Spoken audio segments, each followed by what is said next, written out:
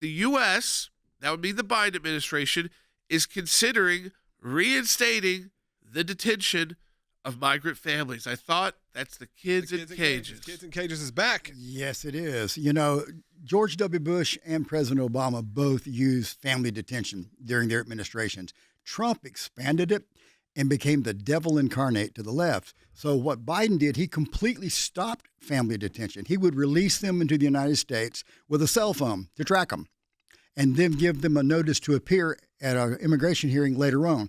Many of them do not appear later on. They toss the cell phone, so we have no idea where they are. And so all of this is being complicated by the fact that the border continues to spiral out of control, and President Biden has taken some political hits on this. Over 2 million people have been detained since he became president. There's about 600,000 plus getaways. It is literally out of control. And the other thing the Biden administration realizes is that on May 11th, Title 42 goes away. They've been using Title 42 to send not only individuals, but some family units back to Mexico while their asylum claim is adjudicated. They can't do that after May 11th. Thus, Jordan, Logan, they're thinking about going back to the Trump policy of family detention. The conversation's at least happening. It was coming out of the New York Times. You're not talking about coming from some conservative rags trying to say this is what it is. This was coming out of sort of the quote-unquote mainstream media, if you will.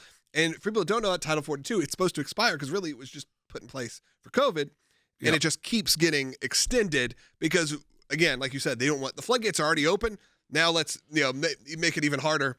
And I think everyone knows that can't be the case. It is pretty interesting to see what the next process could be if they go back to this. Is it coming up with a way, I don't know, that feels more humane? There may be a way to humanely do this where people can... It usually gets out of control. Right, it does. But I'm saying maybe there's some sort of process. Maybe we're the United States of America and figure out a way where it doesn't have to look like the way that we've presented this for the last 3 administrations, if you will. What's interesting is that it's gotten so bad that they're now... They're at least considering They're and I mean, I think if they're this far into considering it, they're probably planning to do it because the summer's about to hit. Yeah. When the warm weather comes and it's predictable, we're only a couple weeks away. Actually, if you're in southern Texas right now, it's pretty predictable now. I mean, the waves start coming. We know when that's the uptick. And so the Biden administration, going into election season yet again, he's about to declare, needs to do something to slow, even if it doesn't end it, but something where he can go out there and say, we've stopped this much. Yeah. Would be a big point for him to be able to make. So I think, Wes, they're willing to take the hit from their far left to appeal more to mainstream Americans to make it look like, see, even we've reconsidered something we thought was wrong because it's going to help Americans. Yeah, of course, there is this complicating factor, Jordan, and that is under the Flores settlement agreement, Reno versus Flores, 1993, and then a settlement agreement that followed in 1997, you cannot hold children for more than 20 days. You're not supposed to. So it's still pretty quick. Yeah, the family, if they have children, what are you going to do after 20 days?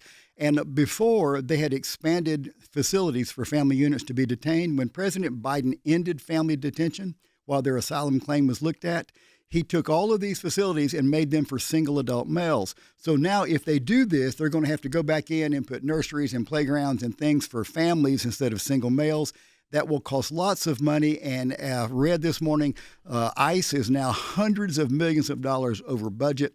So this is complicated. The best way to handle this, at least one of the ways to handle this, would be to secure the border, and have legal ports of entry and not so much open border, and that's not going to happen.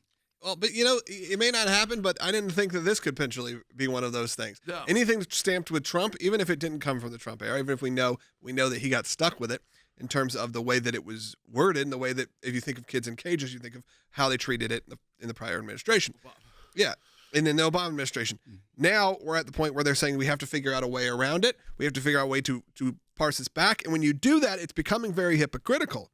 It becomes very hypocritical for the Democrats. However, it's also the nature of politics. And maybe we can finally get back to the point where you realize before you're the president, you don't know how this stuff actually runs. Right. There was a time where, sure, there were campaign promises that had to be removed. Why? Because when you got in the office, you realized that there were certain things that were there for a reason. And what happened with the Biden administration is anything that had Trump stamped on it, it had to go. It had to go, even if it was reinstating him as they go.